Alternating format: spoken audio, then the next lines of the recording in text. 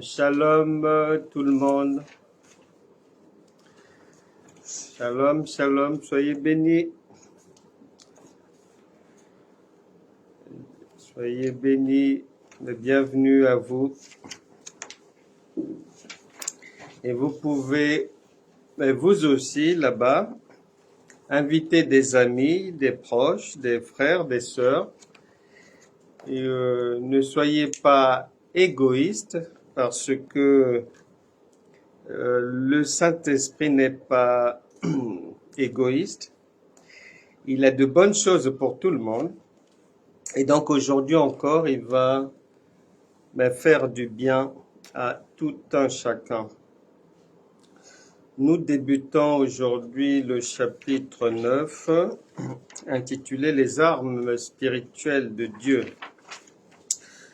Au chapitre précédent, le chapitre 8, on a eu 4 cours pour décortiquer le Christ crucifié, c'est-à-dire nous sommes avec un Dieu qui est esprit et non charnel. Et donc, on a vu « ayez du bon sens ». Nous avons vu déchirer le lion sans rien avoir à la main. On a eu le cours « Les 5 doigts de Dieu » et « Celui qui retient le blé est maudit ». Aujourd'hui, on passe au chapitre 9, « Les armes spirituelles de Dieu ». Nous poursuivons notre marche et chacun doit bien avoir à l'évidence que la parole de Dieu, elle ne passera jamais, elle est toujours là, elle est d'actualité. La Bible dit toutes choses passeront, mais les paroles de Dieu ne passeront jamais. Donc, cela veut dire en d'autres termes que jusqu'à ce jour, nous sommes en train de poursuivre le travail de Noé. Tout ce que Dieu envoie pour travailler, ils poursuivent simplement le travail de Noé, que le Seigneur Jésus est venu accomplir. Et nous poursuivons cela, c'est-à-dire on continue à construire l'arche. Et construire l'arche, il faut aller couper du bois. Il faut tailler le bois. Il faut bien raboter le bois pour construire. Le bois, c'est l'homme. Et tu es le temple du Saint-Esprit. Le temple du Saint-Esprit, c'est une maison. Et nous sommes toujours en train de construire la maison. Et en invitant toujours, une fois que Noé, il finit de construire l'arche, les gens sont invités à y entrer pour mettre leur vie en sécurité. Ce qui, la Bible dit, si aujourd'hui vous entendez sa voix, n'endurcissez pas votre cœur. Et Jésus a dit que celui qui entende, qu'il entende bien. Et ceux qui ont bien entendu, eh ben, ils rejoignent l'arche pour se mettre à l'abri des difficultés du quotidien. Et comme le langage de Dieu, il dit une chose, mais de plusieurs manières. Il a dit pour nous maintenant que pour que quelqu'un puisse voir sa vie être en sécurité, eh ben, il a dit, le juste vivra désormais par la foi. Le juste vivra, c'est-à-dire mettra sa vie en sécurité, c'est-à-dire va vivre le repos, c'est-à-dire ne va pas être concerné par les tempêtes de la vie en fonction de sa foi, c'est-à-dire de la connaissance qu'il a de Dieu et de ce que Dieu lui a donné. Voilà. C'est pour ça qu'il dit encore aujourd'hui à chacun, tout ce que tu désires voir ou ne pas voir dans ta vie, c'est-à-dire qu'il te soit fait selon ta foi. C'est en fonction de ta foi, de ce que tu as compris. C'est en fonction de l'épaisseur de ton Dieu. Est-ce que ton Dieu, c'est le Jésus de la crèche? Est-ce que ton Dieu, c'est le Jésus qui a 2 ans et demi? Est-ce que ton Dieu, c'est le Jésus qui a 7 ans? Ou est-ce que c'est celui de 30 ans? Ou encore, est-ce que c'est le ressuscité? Donc, ça dépend. En fonction du Dieu avec lequel tu marches, de son épaisseur. La Bible parle de la longueur, la largeur, la hauteur et la profondeur. C'est en fonction de ça que la vie sera douce ou ne le sera pas. Mais notre objectif, c'est de vivre le repos. Et Dieu est un bon Père, en disant que le juste vivra par sa foi. Il mettra sa vie en sécurité par sa foi. Il a donné aussi tout ce qu'il faut pour y parvenir, y compris les armes qu'il faut. Et comme Dieu est esprit, il a donné des armes spirituelles. Et notre travail dans ce chapitre, c'est de faire l'autopsie de ces armes-là, parce que lorsque tu écoutes les enseignements, les causeries chrétiennes au sujet des armes de Dieu, eh ben, bien souvent, à 90%, les gens sont hors sujet.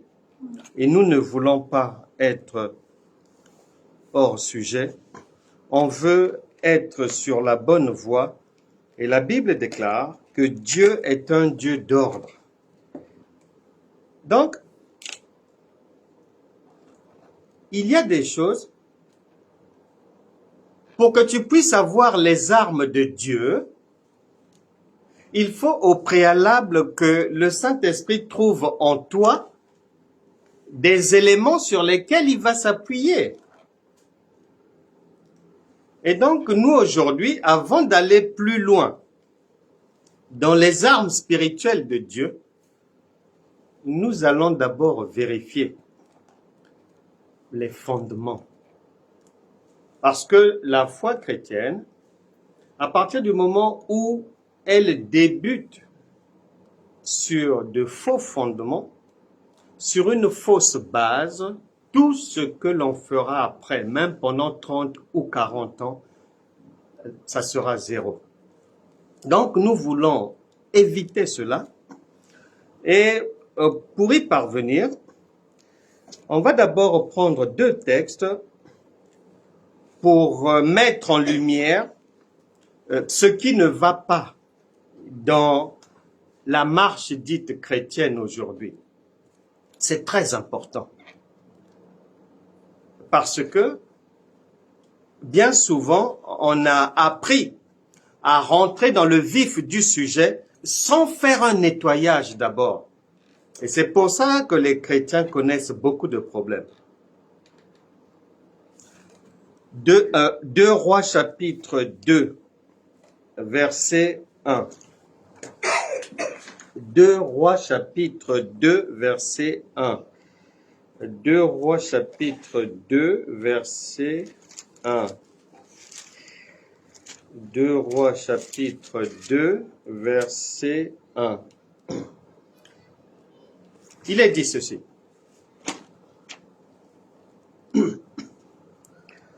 Lorsque l'Éternel fit monter Élie au ciel dans un tourbillon, Élie partait de Gilgal avec Élisée. Je reprends.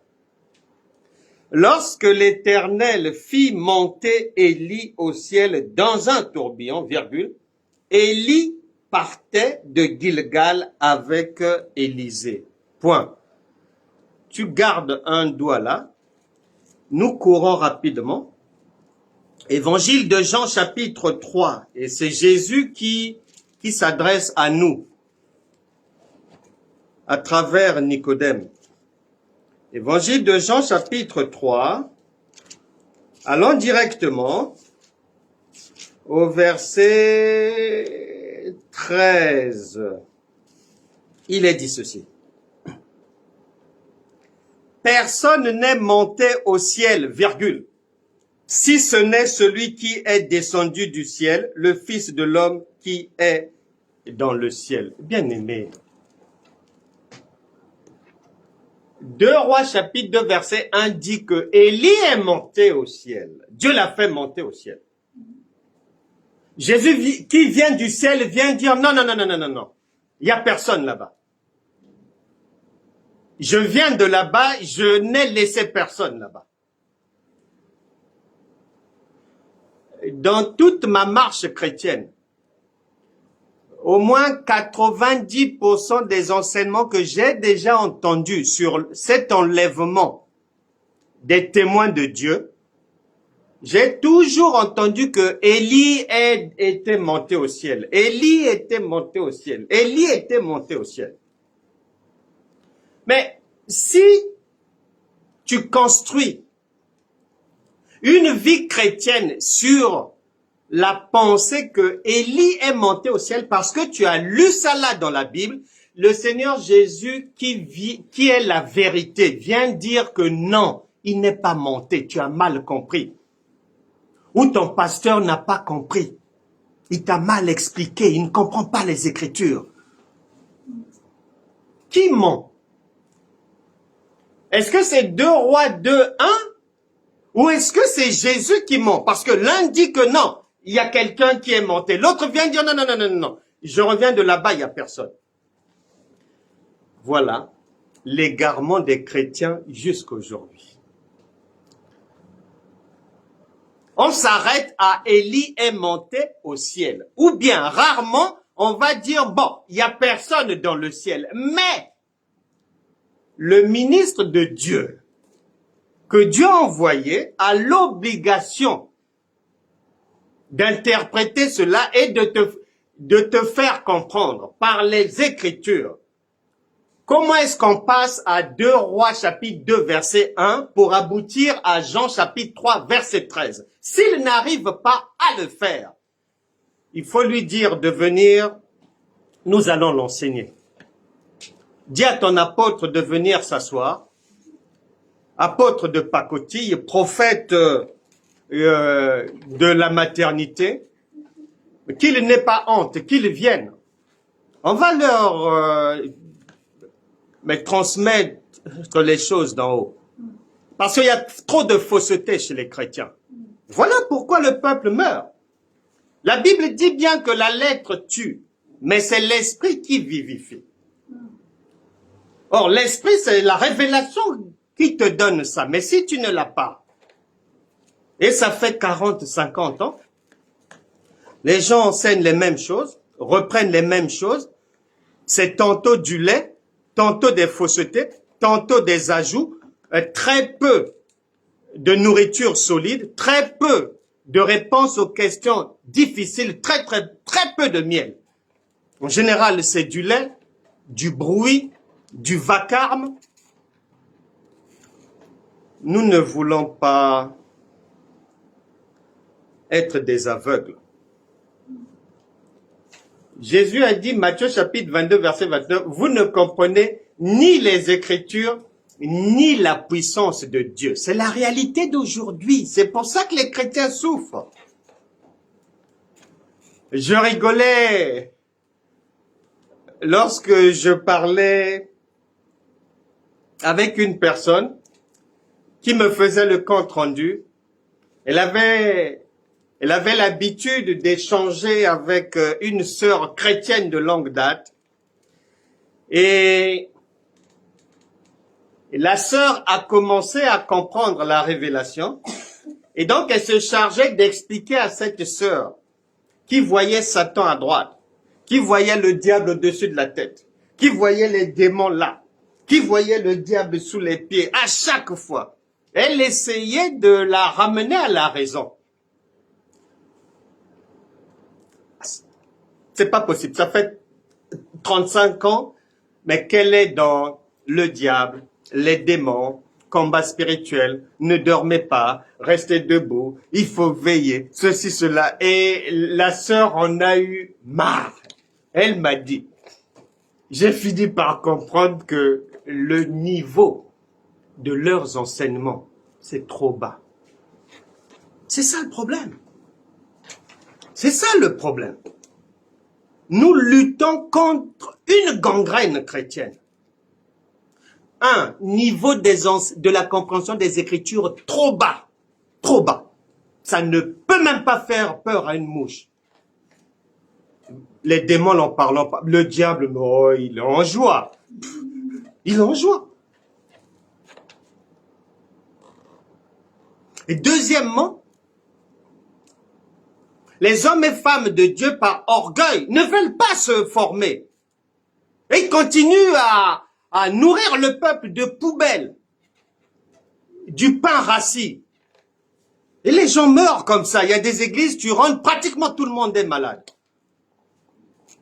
Pratiquement tout le monde. En commençant par le pasteur adjoint, la femme du pasteur, le diacre. Tout le monde est malade, tout le monde. Et si tu poses une question, on te dira, ah, c'est la volonté de Dieu. Nous ne pouvons rien faire, le boss a décidé ainsi, nous suivons. Dommage, il n'y a jamais quelqu'un pour dire à sa prophétesse ou à son docteur que, est-ce que c'est ce que tu fais avec tes enfants? Est-ce que lorsqu'ils sont malades, tu les laisses être dans la maladie, tu les encadres dans la maladie, dans la maison? Est-ce que c'est ce que tu fais? Parce qu'on fait porter à Dieu une casquette qui n'est pas de Dieu. Un père qui accompagne ses enfants dans la joie et la bonne humeur et enrobé de maladies, diabète, insuffisance. Non, non, non. Nous ne croyons pas en un tel père, non. Et nous ne voulons pas nous perdre. Nous savons que le meilleur est pour nous et nous vivrons de ce meilleur-là. Nous parlons aujourd'hui, avant d'entrer dans les armes spirituelles de Dieu, on va parler de ce que j'intitule « Si vos fondements sont renversés, vous ne pouvez pas réussir. C'est impossible. » Si vos fondements, les fondements de votre croyance, sont renversés, parce que Christ, Jésus, a posé les bases, a posé les fondements, à travers l'enseignement de ses apôtres et de ses prophètes. Si tu es en dehors des fondements posés, tu ne peux pas, c'est pas possible. Ce n'est pas possible. Psaume chapitre 11. Psaume chapitre 11, verset 3. Quand les fondements sont renversés, virgule, le juste, que ferait-il? Point d'interrogation. C'est-à-dire, même s'il jeûne 1000 ans, même s'il prie 24 heures sur 24, même s'il a le parler en langue le plus moderne qui puisse exister dans la famille chrétienne, à partir du moment où les fondements de la foi en Christ sont zigzagués, sont bousculés, renversés, l'esprit dit, c'est pas possible. Donc, avant d'aller plus loin dans les armes de Dieu, vérifions d'abord si les fondements sont bien posés, pour ne pas perdre notre temps, pour ne pas voir la vie tourner en rond pendant 25-30 ans. Nous allons vérifier cela. Et les fondements, pour vérifier où est-ce que nous en sommes, parce que la Bible déclare qu'il n'y a que deux voies. Il n'y a que la voie soit du bien ou soit du mal. Il n'y a que le bon pain, la bonne semence, et de l'autre côté, l'ivraie. Il n'y a pas une troisième voie. Donc, en ce qui concerne ma venue dans le royaume de Dieu, lorsque je vais commencer, lorsqu'on va me donner les premiers affermissements, lorsqu'on va me parler de mon salut, du baptême, ceci, cela, de la vie éternelle, en marchant, si jamais je prends la mauvaise voie, eh ben, tant que je suis sur cette voie-là, même si je fais 40 ans sur cette voie, ça ne marchera pas parce que la réussite n'a pas été prévue sur cette voie. Même si je vais rencontrer des choses qui ressemblent un peu à ce qu'on trouve sur la bonne voie, des gens en train de louer, des gens en train d'adorer, de ceci, cela, des sœurs bien en extase, des parleurs en langue tip top, des... Attention. Ça ne veut rien dire. Attention. Prenons Jean chapitre 14, verset 6. Nous parlons que si vos fondements sont renversés, vous ne pouvez pas réussir. C'est impossible. Et à la lumière des Écritures, nous allons nous en rendre compte pour dépoussiérer ce qu'il y a à dépoussiérer, mettre à la poubelle ce qu'il faut. Mais comme ça, nous ne rentrons pas dans la bonne voie avec des bagages encombrants, surchargés, non. Jean chapitre 14, verset 6. Écoute le premier chemin. Jésus lui dit, « Je suis le chemin, la vérité et la vie. Nul ne vient au Père que par moi. » C'est Jésus lui-même qui nous dit. Il nous apporte l'information. Que moi, Jésus, je suis le chemin, la vérité et la vie. Maintenant, vérifions. Puisqu'il nous avait déjà prévenu, attention, il y a le bien et le mal. Il y a le bon grain et il y a l'ivraie. Donc, si nous avons trouvé l'adresse du bon chemin, mais il faut avant d'aller plus loin, il faut qu'on débusque l'autre. Il doit se cacher quelque part. On doit le trouver. Et le Saint-Esprit nous attend. 2 Corinthiens chapitre 11. Ouvre bien les oreilles. 2 Corinthiens chapitre 11. Je lis à partir du verset 1. Il est dit ceci. Non, on va aller plus vite, on va prendre à partir du verset 3. Toutefois, de même que le serpent séduisit Ève par sa ruse, je crains que vos pensées ne se corrompent et ne se détournent de la simplicité à l'égard de Christ. C'est là où les chrétiens ont du mal. Le Seigneur Jésus est venu porteur d'une nouvelle alliance pour nous simplifier la vie et remplacer la lourdeur des coutumes, des traditions, des jeûnes, des prières, des choses lourdes par la simplicité de la foi. C'est écrit. Mais les gens ont du mal avec ça. Il y a des gens, pour eux, c'est une impossibilité de croire qu'il peut avoir une promotion au travail sans faire un jeûne et prière à sec. Pour eux, c'est pas possible. Pour eux, c'est pas possible. Donc, s'il ne se sacrifie pas, soi-disant, s'il ne fait pas quelque chose de pénible, et il y a des endroits où on dit qu'il faut que tu fasses une offrande qui crie, tu te dépouilles complètement pour acheter le secours de Dieu. Mon Dieu! Ah, c'est pour ça que le brigand à la croix avait dit à l'autre brigand, attention, on dirait que tu n'as pas peur de Dieu. Et les gens après sont surpris des drames qui arrivent dans leur vie. Hébreux 12, 29 dit que Dieu est un feu dévorant et il n'écoute pas. 2 Corinthiens 11, verset 4. Car si quelqu'un vient vous prêcher un autre Jésus, ah, donc il y a deux Jésus maintenant. Vous suivez bien? Toujours le même nom Jésus, mais c'est pas le bon, c'est un autre. Si quelqu'un vient vous prêcher un autre Jésus que celui que nous vous avons prêché, ou si vous recevez un autre esprit que celui que vous avez reçu, ou un autre évangile. Mais c'est grave.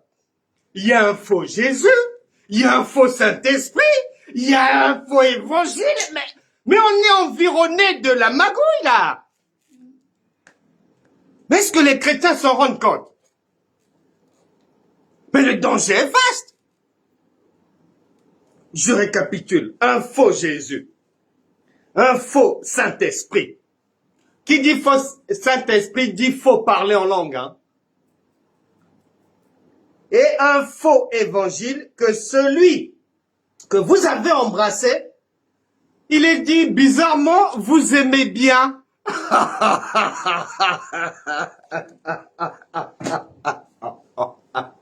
C'est vrai. Quand tu observes les chrétiens, c'est vrai. Ils aiment se faire duper. Ils aiment tout ce qui est folklore, tout ce qui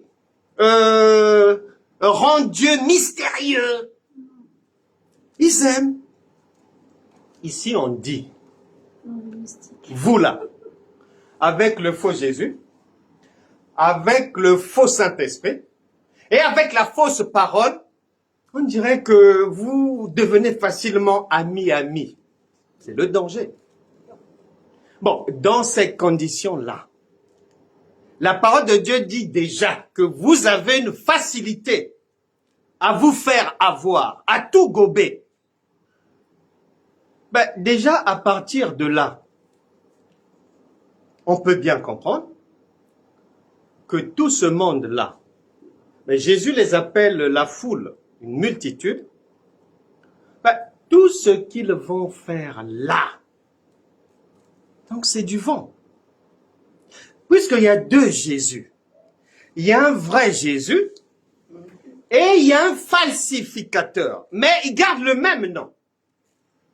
Pour dire que partout, là où tu entends Jésus, là où tu entends Saint-Esprit, là où on ouvre la Bible, ne pense pas que c'est le vrai Jésus qui est là. Non.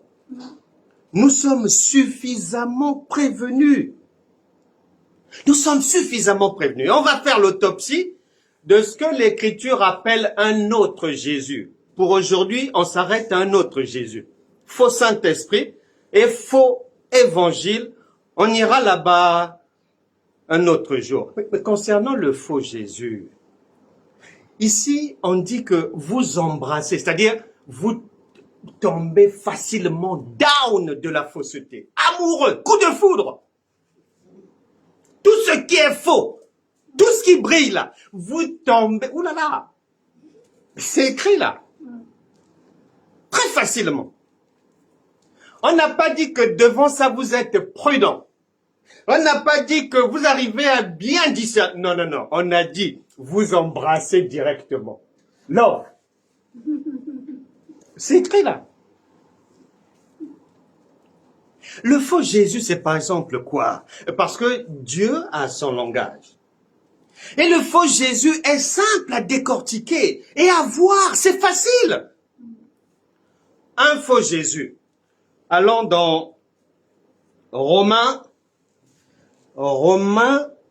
la Bible dit déjà dans Hébreux chapitre 7, à partir du verset 18 jusqu'au verset 22, que Jésus-Christ est porteur d'une alliance plus excellente. Et Romain va nous dire l'une des l'un des avantages de la nouvelle alliance. Romains chapitre 14, verset 17. Il est dit ceci.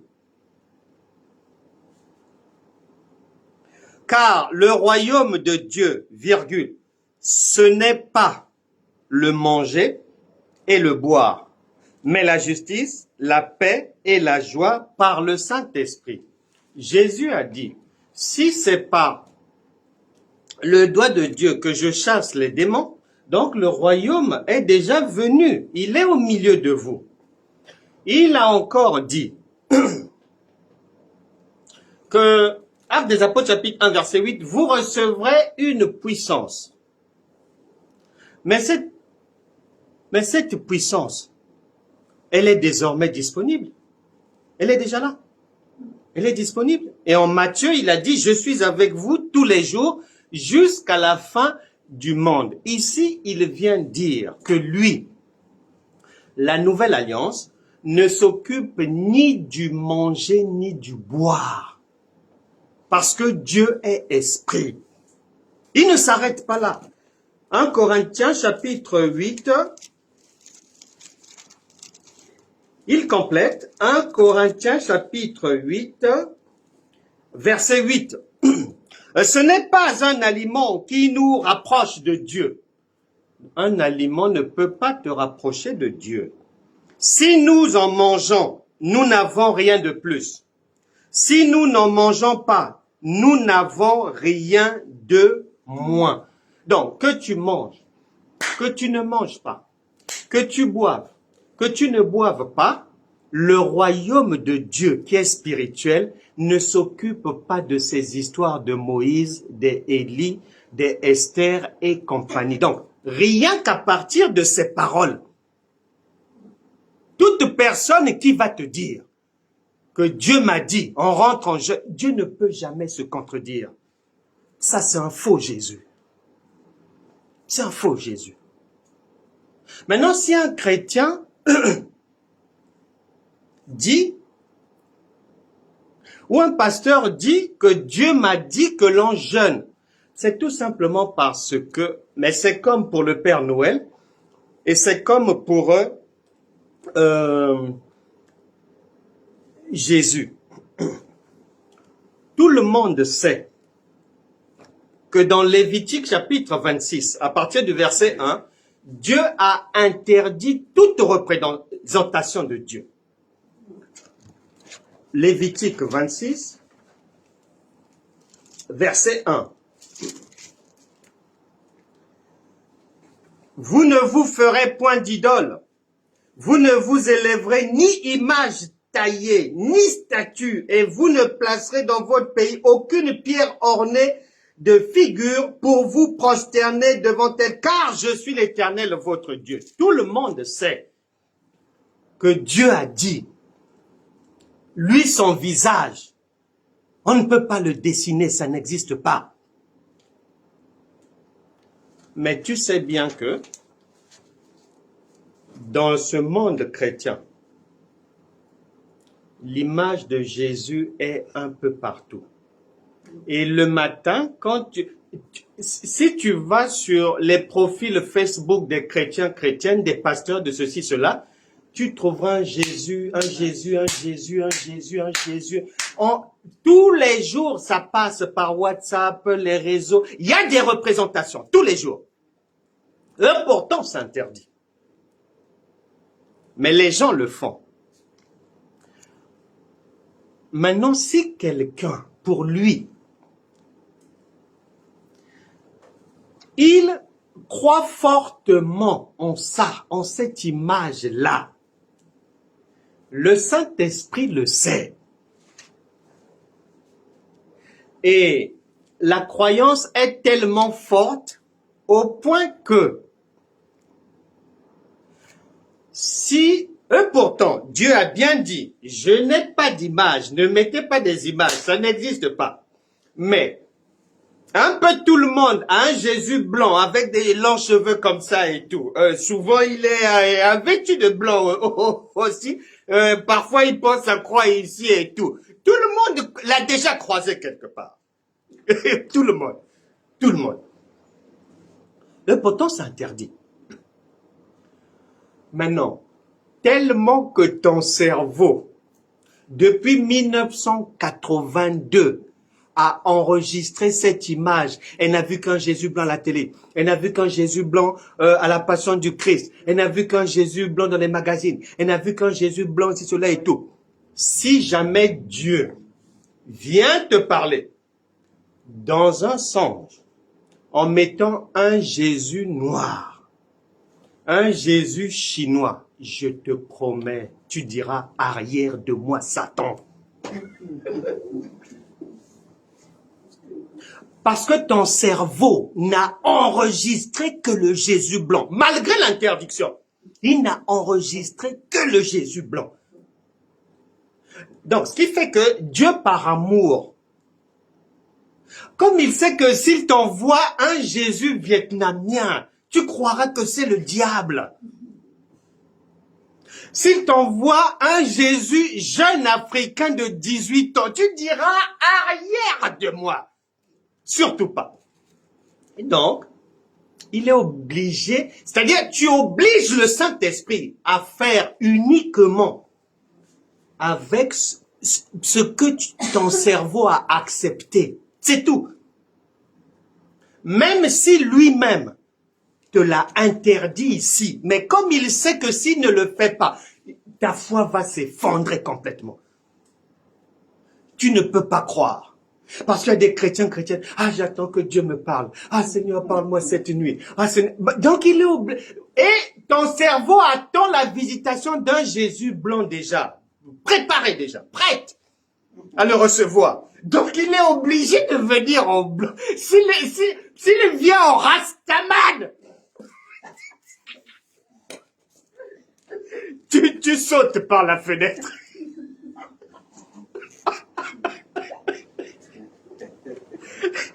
On doit se dire la vérité. Tu vas sauter par la fenêtre.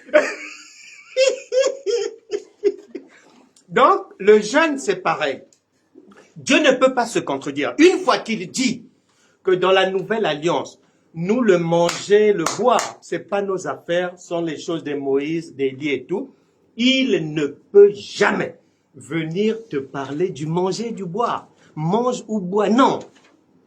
Maintenant, tu vas l'obliger parce que ça fait 30 ans que tu es dans les jeûnes et prières. Ton cerveau ne connaît que ça. Votre apôtre ne vous parle que de ça. Tu l'obliges à te dire rentre en jeûne. Parce qu'il sait que ton cerveau a déjà enregistré que dès qu'il y a un coup dur, il faut rentrer dans un jeûne. S'il n'y a pas de jeûne, il n'y a pas le secours de Dieu. Donc, il va faire... Dieu est sage. Mais c'est comme une maman. Mais c'est comme un père. Mais des fois, les enfants, l'enfant veut faire quelque chose. Tu vois bien que ça, c'est pas bon. Ou ça ne tiendra pas. Mais tellement qu'il insiste. Et il ne croit qu'en ça.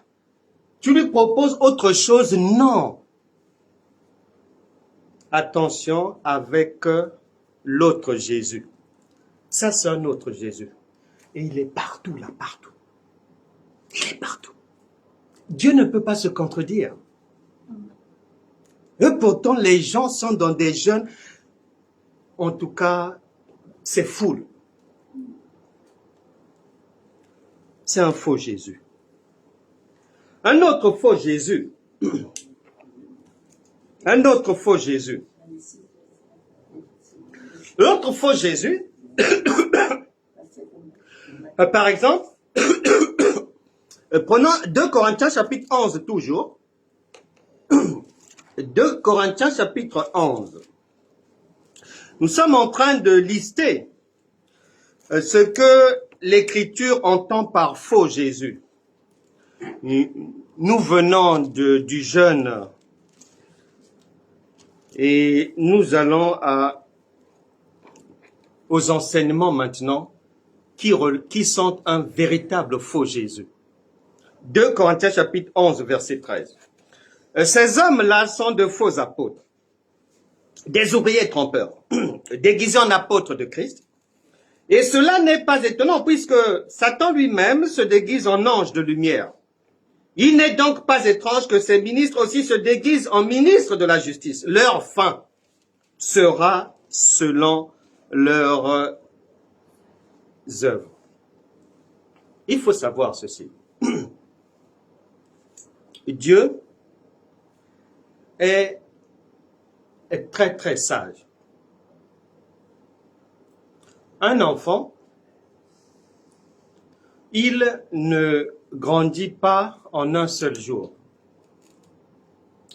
Quand une maman éduque son enfant, quand un père encadre ses enfants, il a des priorités. La priorité d'une maman est que son enfant aille à l'école, qu'il puisse aller de l'avant, progresser en fonction de ce qu'il va apprendre à l'école. Parce que c'est cette connaissance-là qui va l'aider à réussir dans la vie. Si maman trouve que, au lieu d'aller apprendre à l'école, l'enfant passe son temps à chanter ou à danser à la maison, est-ce que maman peut être contente? Le faux Jésus, c'est ce serviteur, cette servante de Dieu, qui réussit à faire croire aux brebis non éclairées, maudites peut-être même, que chanter c'est la foi. Non. La Bible déclare, Éphésiens chapitre 4, verset 11, la parole de Dieu, la parole de Jésus, de Christ, est donnée par la main de Dieu, qui comprend 5 doigts, qui sont les 5 ministères. Docteur, apôtre, évangéliste, prophète, pasteur. Aujourd'hui, le faux Jésus enseigne et fait croire que le chant est un ministère. Ça n'existe pas dans la nouvelle alliance. Ça n'existe pas. Il y a 5 voix et tout passe par la parole. Tout passe par la parole. On est purifié par la parole. On est sanctifié par la parole. Tout passe par la parole. Pas par autre chose. Et Dieu ne peut pas se contredire. J'aime bien cette malédiction chrétienne qui consiste à prendre un verset et tu entends ça partout. Ah oui, Dieu siège au milieu de sa louange et tout. Mais oh, même les cafards savent. Dans Jacques, il est dit que, oh, si tu as peur de Dieu, tu n'as rien fait parce que même les démons croient en lui et ils tremblent. Même les cafards savent que Dieu est omniprésent. Dans ta voiture, il est là. Dans ta chambre, il est là. Dans ton salon, son esprit est là. Dehors, il est là. Quand tu travailles, il est là. À droite, il est là. Ici, il est là. Mais quelle est cette histoire de dire que Dieu siège au milieu de la louange? Il faut comprendre par là.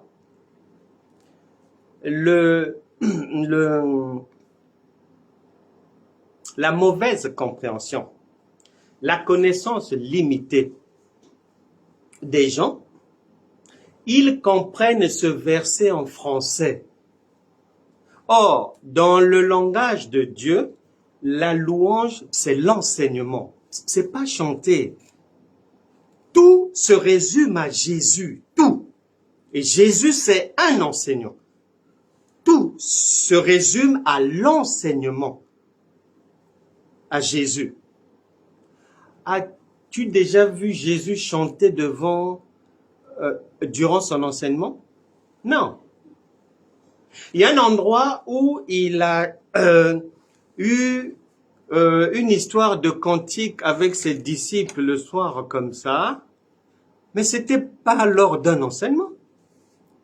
Puisque l'enseignement a pour but de résoudre les problèmes des gens. Les paralytiques doivent marcher, les aveugles doivent voir, les sourds entendre. L'enseignement sert à ça, à donner le pain de vie pour que les gens sortent des difficultés. Donc le faux Jésus, attention, la foi n'est pas la prière, la foi n'est pas le chant, il n'est pas interdit de chanter, mais veille à bien écouter ce que Jésus a dit et à suivre ce que Jésus a fait. Si Jésus ne l'a pas fait ou ne te dit pas de le faire, sache que c'est pas dans son programme. C'est pas dans son programme. C'était dans le programme des autres, mais lui non, puisque la puissance qui va venir là. Mais une puissance n'a pas besoin que quelqu'un puisse chanter pour agir, mais non. Une puissance n'a pas besoin que les gens souffrent pour rentrer en mouvement, non. On n'a pas aboli le chant. On n'a pas aboli ça, l'adoration humaine, terrestre. Tu peux, mais ne mélange pas. Ne mélange pas. Si tes fondements ne sont pas bons, même 20 ans après, tu vas te casser le nez parce que dès le départ, tu t'es trompé. Donc, on doit faire attention dans le siècle présent. Il y a un faux Jésus qui a réussi à faire croire aux gens que chanter c'est un ministère. Non, ce n'est pas un ministère. Le chant ne chasse pas les démons. Le chant ne guérit pas. Le chant n'enseigne pas. Non. Ce n'est pas parce que tu trouves un seul endroit dans la Bible où des gens ont chanté et ils ont été délivrés que tu prends ça, tu en fais une doctrine. Non. Pourquoi? Premièrement, ces gens-là, c'est pas toi. Deuxièmement, tu n'avais pas leur connaissance. Troisièmement, l'intérêt que ces gens-là, leur importance auprès de Dieu, c'est pas ton importance à toi. On ne sait même pas là où tu es. Si tu arrives dans une ville et que tu parcours la ville, dans toute la ville, tu trouves un seul feu rouge. Tu ne peux pas aller dire aux gens que dans cette ville, il y a des feux rouges. Non, tu mens. Il y a un seul feu rouge. Un, c'est pas le pluriel. Donc, tu ne peux pas prendre une unité et en faire une généralité. Non. C'est du mensonge. C'est un faux Jésus. Et nous devons faire attention avec ça. Et dans cette histoire du faux Jésus, des faux enseignements et autres, la responsabilité n'est pas seulement celle des serviteurs de Dieu. Non, non, non, non, non. Mais de toute manière, même si ton apôtre ne te donne que du lait, et du lait périmé comme enseignement, il ne répondra pas devant Dieu de cela. Non, parce que la Bible déclare, chacun répondra pour lui. Chacun répondra pour lui. Donc, c'est à toi de veiller. Est-ce que je mange bien ici? Et puis déjà, si tu confonds entre le lait et le miel, tu ne sais pas le lait c'est quoi, tu ne sais pas la nourriture solide c'est quoi, tu chantes seulement, tu es dans le mouvement, le vent. Les années passent, hein. Tant pis pour toi, hein. Parce que la femme de Dieu ou l'homme de Dieu ne répondra pas de ton égarement. Chacun est responsable. On n'a pas dit que voilà, ils vont venir répondre avec la liste de tes péchés ou de ceci. Non, non, non, non, non. On doit faire attention à cela. Il faut savoir ceci. Et que dans les fondements que tu dois avoir, pour que tu puisses bien comprendre les armes de Dieu et Dieu, il y a 3 choses que tu ne dois jamais oublier aussi. La première,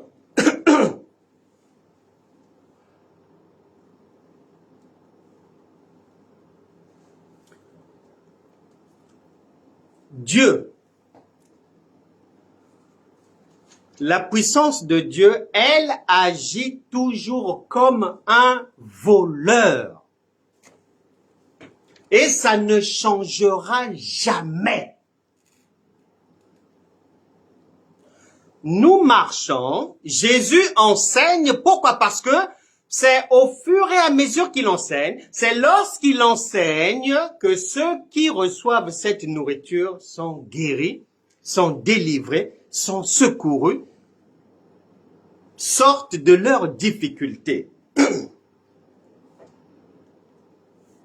Tu ne peux pas dire que tu prévois, ah bon voilà ça ne va pas, j'ai des problèmes au travail, bon, tu réfléchis, ah le pasteur avait dit, ah la louange, l'adoration, bon, il faut que demain je loue de 9h à midi, le Saint-Esprit va me...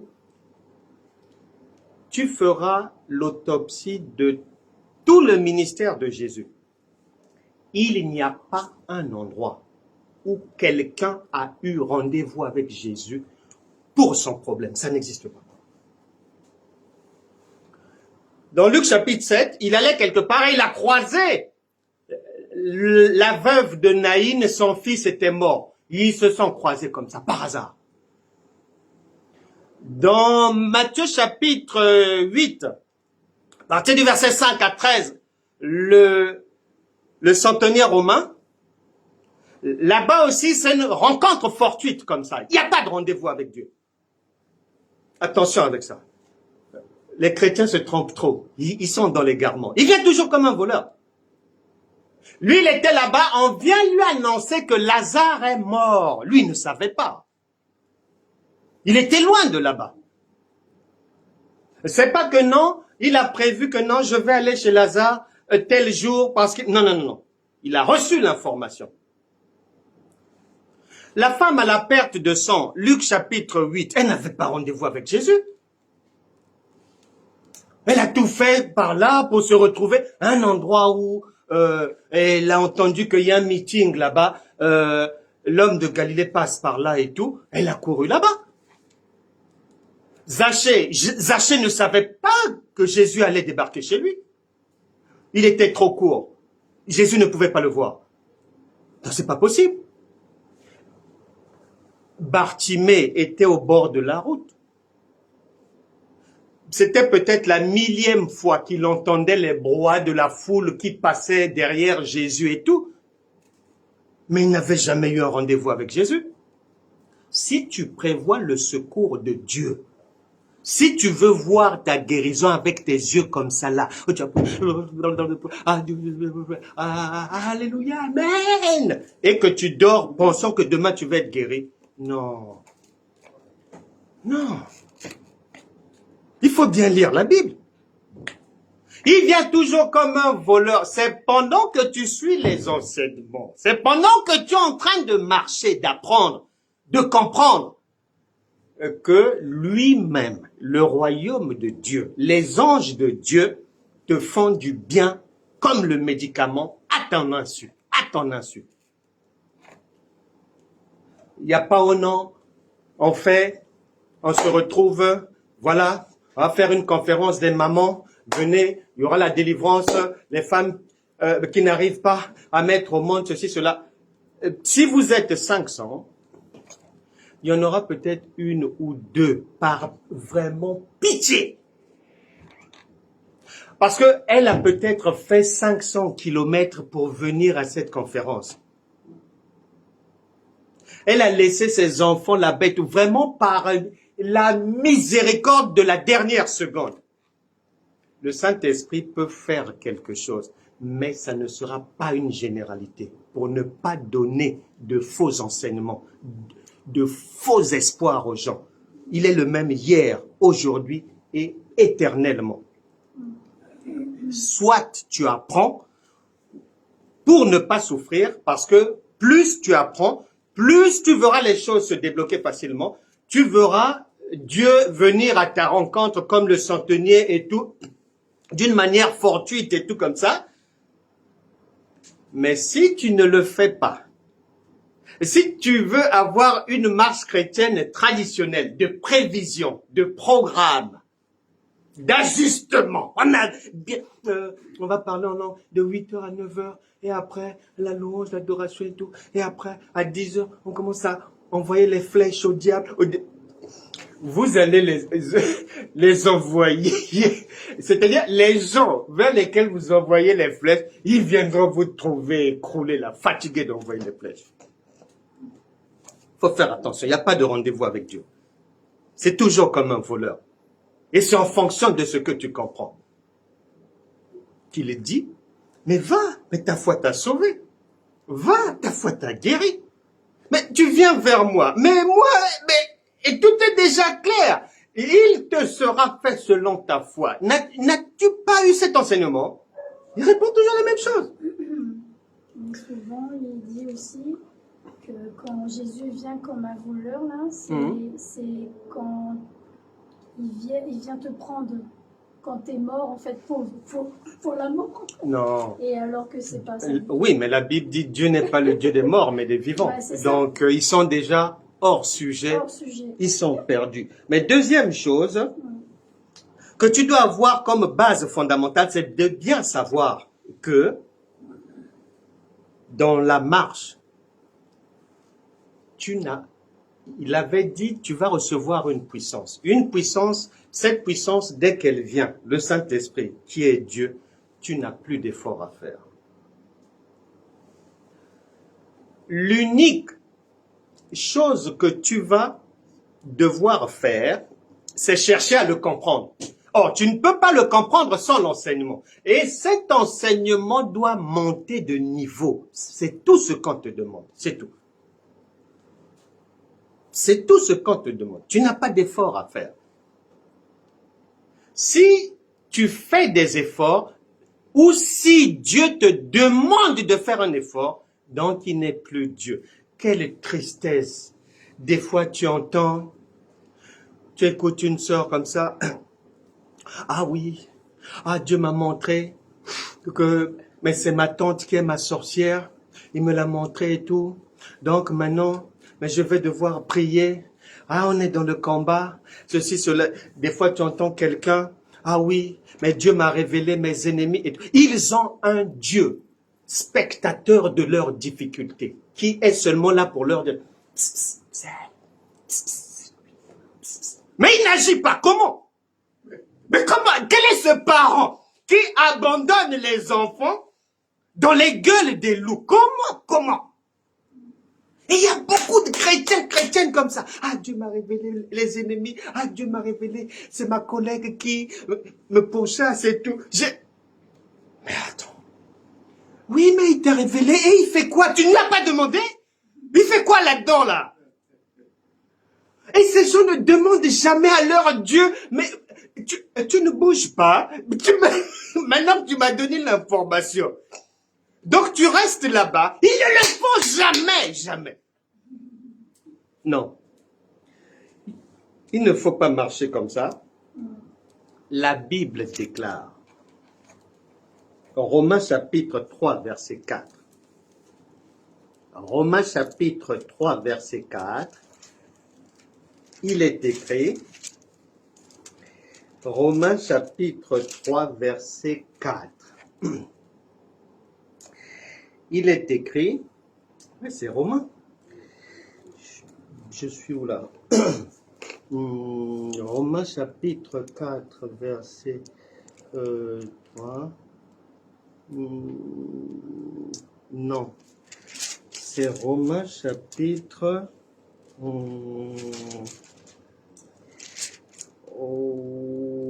que quelqu'un me trouve cette parole où il est dit que nous avons été sauvés gratuitement. Nous avons été, c'est dans Romains 3 à 4, c'est quelque part par là. Trouvez-moi cette parole dans Romains.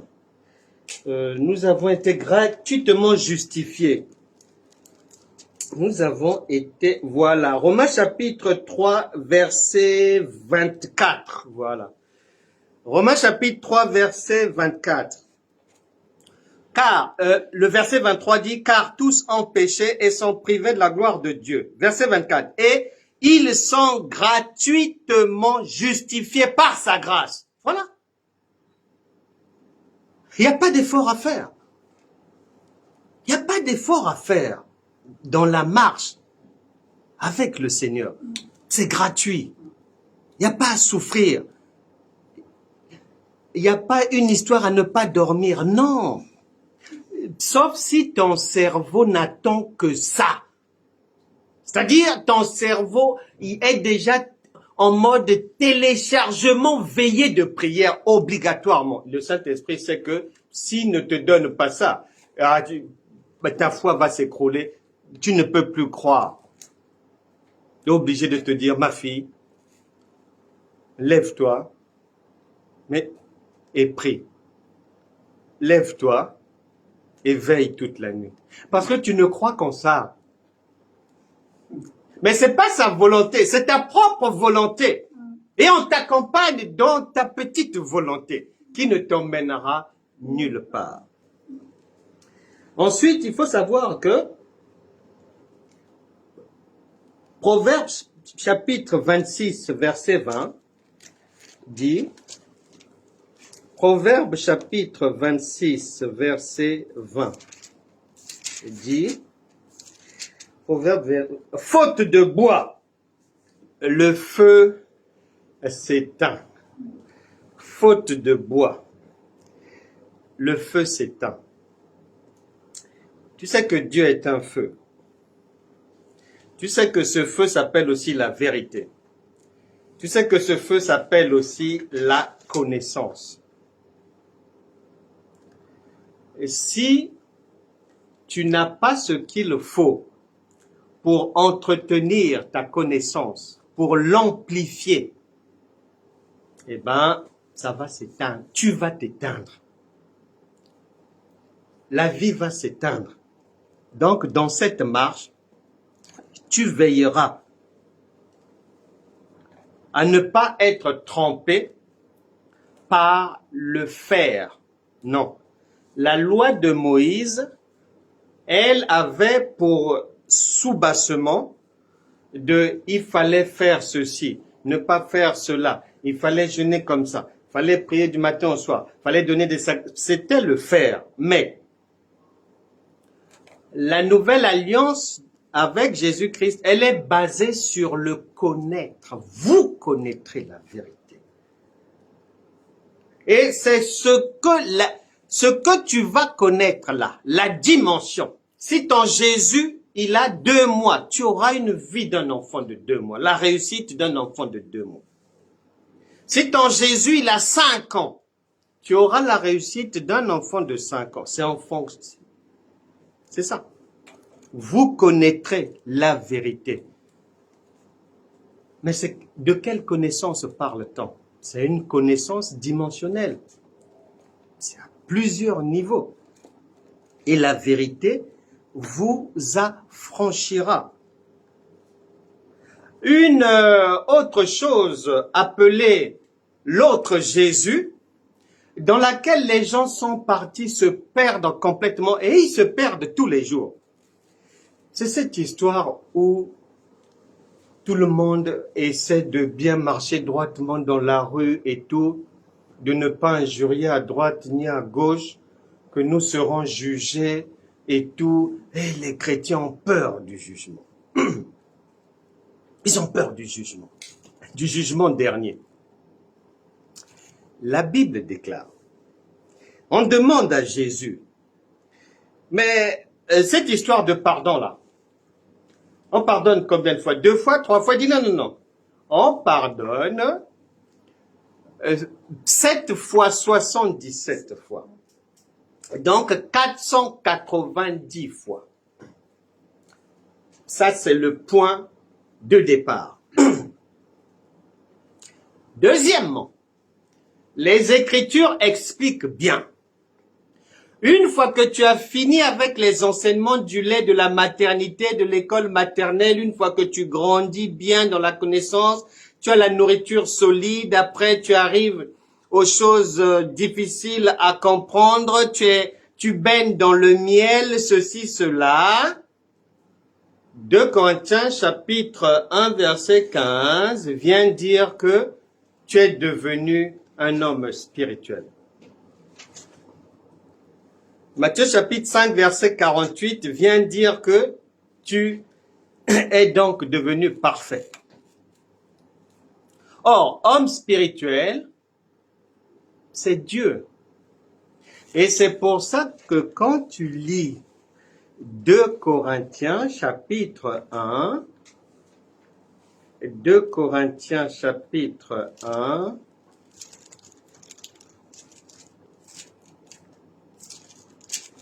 verset 1 Corinthiens chapitre 2 verset 15. 1 Corinthiens chapitre 2 verset 15. L'homme spirituel, donc celui qui est né de nouveau, le chrétien mature, au contraire, il juge de tout, virgule, et il n'est lui-même jugé par personne.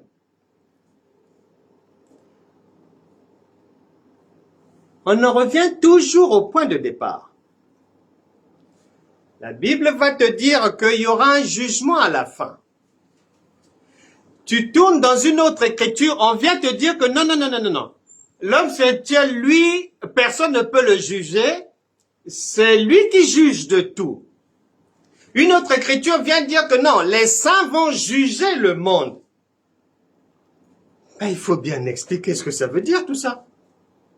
Mais parce qu'en réalité, si tu es réellement né de nouveau, si tu es réellement devenu homme spirituel, que l'on ne peut pas juger, ben, Dieu ne peut pas se contredire.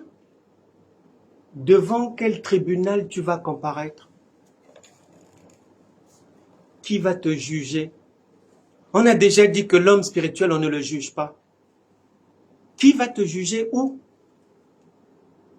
On a déjà dit que l'homme spirituel, on ne peut pas le juger. Or, l'homme spirituel, c'est celui qui a reçu le Saint-Esprit. Mais l'ignorance, le fait de seulement comprendre la Bible en français et non pas dans la révélation, le fait de ne pas avoir la sagesse qu'il faut, la lumière qu'il faut pour expliquer les Écritures, les interpréter, eh ben, il y a une foule chrétienne qui se prépare et ils attendent l'enlèvement, marchant droitement dans la rue, faisant tout des fois pour s'efforçant d'être calme, pour ne pas être mal jugé, attendant l'enlèvement. Avec, en essayant de voir un peu devant le tribunal là-bas, qu'est-ce que je vais dire? Si on me demande ça, je réponds comme ça. Non. Non. Dieu ne peut pas se tromper. Dieu ne peut pas se tromper. L'homme spirituel ne sera pas jugé. Dieu ne peut pas dire une chose et son contraire. Mais non, c'est pas possible. Mais non, c'est pas possible.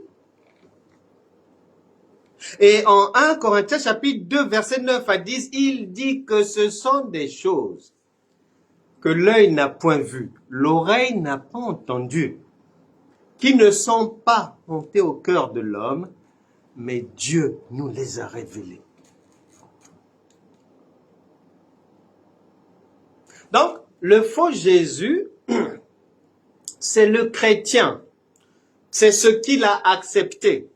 C'est ce qu'il considère comme étant la parole de Dieu. Ce sont les faux enseignements que quelqu'un reçoit ou que quelqu'un donne qui font que les fondements de sa foi chrétienne sont faux dès le départ. Donc, à partir de là, c'est fini, c'est pas bon. À partir de là, c'est pas bon. La fausse compréhension des Écritures, on doit faire attention avec ça. Et pour finir, j'étais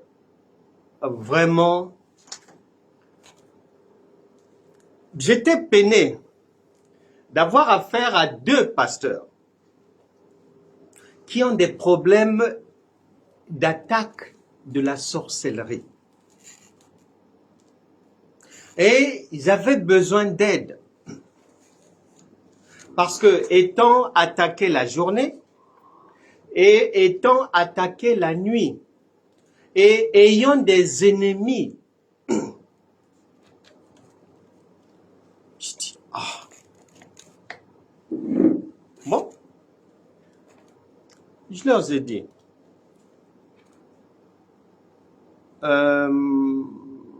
avez-vous entendu dans la parole de Dieu qu'il est dit que Dieu est un Père? Oui. Avez-vous entendu dire que Dieu est aussi une mère? Oui. Vous êtes des parents? Oui. Donc, si Dieu est un père, si Dieu est une mère, donc il est comme vous, donc parent. Oui ou non? Oui. Ok.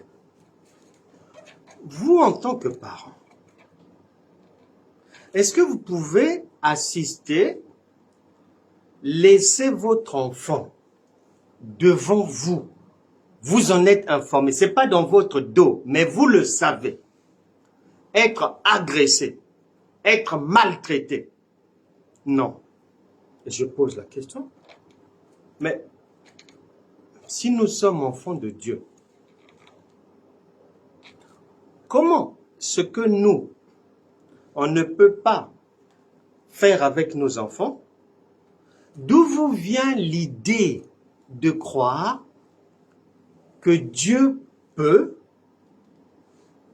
nous regarder bredouille et se faire massacrer par les ennemis, les adversaires, le diable et compagnie? D'où vous est venue ces pensées-là?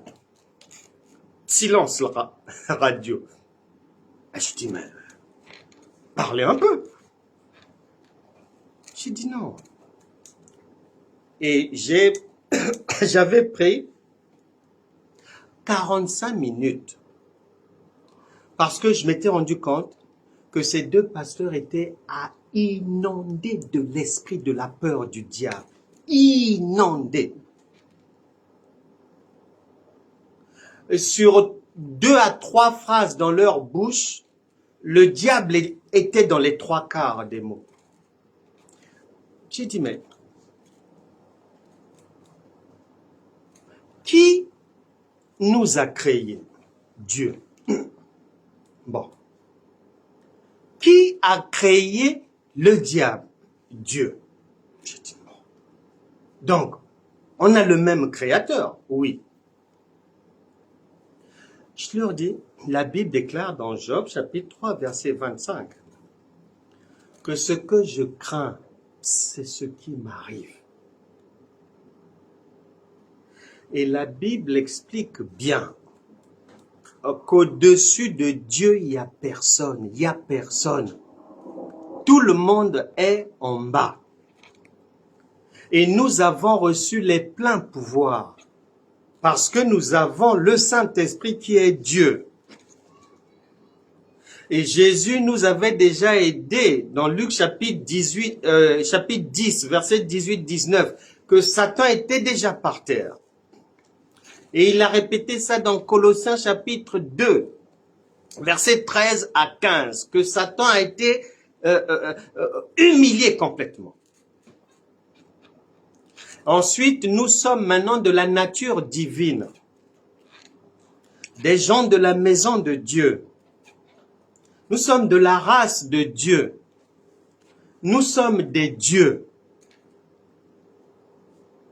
Donc à partir de là, notre supériorité face à Satan n'est plus à démontrer. Il nous est inférieur, il ne peut rien nous faire. Nous n'avons pas à avoir peur. La peur va venir d'où? Je leur ai bien expliqué que à partir du moment où votre foi chrétienne a comme fondement la peur du diable, ben c'est déjà fini pour vous. nous ne devons pas avoir peur. Il y a un faux Jésus qui n'arrête pas de faire l'apologie du diable, de faire la promotion de Satan et de ses démons, de rendre grands les sorciers, les sorcières. Non, nous n'avons pas à nous occuper de ces choses-là, parce que dans Romains chapitre 8, verset 37, il est déjà établi notre supériorité dans toutes ces choses. Nous sommes plus que vainqueurs. Nous sommes plus que vainqueurs. Nous ne devons pas avoir peur.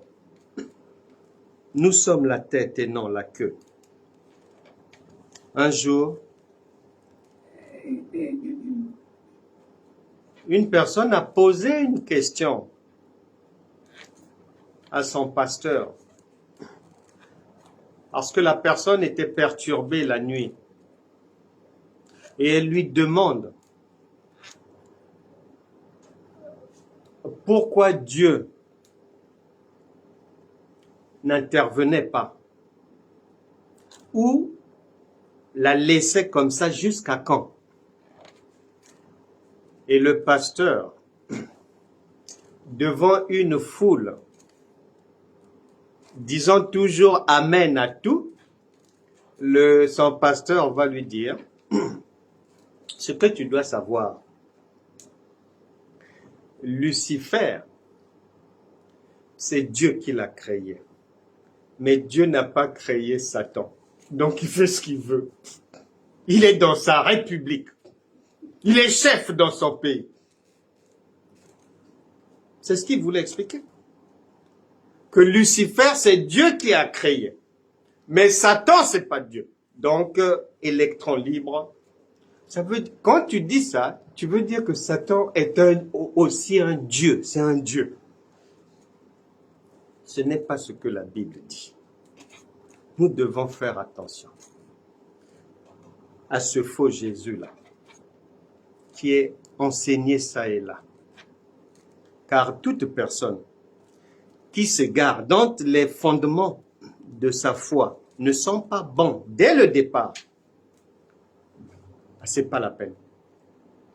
C'est pour ça que le psaume 11, verset 3, dit que lorsque les fondements sont renversés, le juste, même si tu es juste, même si tu n'injuries pas les gens, même si tu marches bien dans ta vie, même si tu fais du bien aux gens, mais à partir du moment où ce en quoi tu crois, ce n'est pas assis sur la vérité, mais sur ce qui tangue, sur du sable mouvant, sur, je sais pas, du papier, eh ben, ça ne marchera jamais. Raison pour laquelle beaucoup de chrétiens tirent le diable par la queue. Ah ouais. Et nous ne le ferons pas. Que le Seigneur vraiment, dans les vies de tout un chacun, permette que cette parole, ce pain de vie, puisse réajuster les choses, puisse enlever ce qu'il faut enlever, puisse mettre à la poubelle les faussetés, puisse permettre à tout un chacun de rechercher la compréhension authentique, l'interprétation de la parole. Que la révélation divine soit votre partage. Que la lettre ne soit plus votre nourriture de base. Que cette parole guérisse tel un médicament, puisque la parole est envoyée pour résoudre toute difficulté. Et elle ne revient pas sans avoir accompli ce pourquoi elle a été envoyée. Ce soir, cette parole a été envoyée pour ressusciter toute situation morte, difficile, inespérée, impossible dans la vie d'une personne. Que toute personne malade qui a reçu la parole avec un seul cœur, la Bible déclare dans Jacques sans douter que cette personne reçoive la guérison divine. Que cette parole aille faire ce que physiquement tu ne peux pas faire. Convaincre les gens pour te faire du bien. Faire avancer tes dossiers, tes démarches. Aider tes enfants. Aider les gens de ta maison. Faire avancer tes activités. Changer ta vie. Faire du bien à ton âme, à ton esprit, à ton cœur, à ton corps. Que cette parole chasse tout démon oppresseur dans la vie d'une personne. Que la puissance du Saint-Esprit te permette enfin, par la compréhension des Écritures, de saisir, de comprendre, d'assumer ta divinité. Car la Bible déclare que vous êtes des dieux. Et si la parole le dit, c'est que c'est vrai. Charge à chacun maintenant de vivre comme un Dieu. Au nom de Jésus. Amen.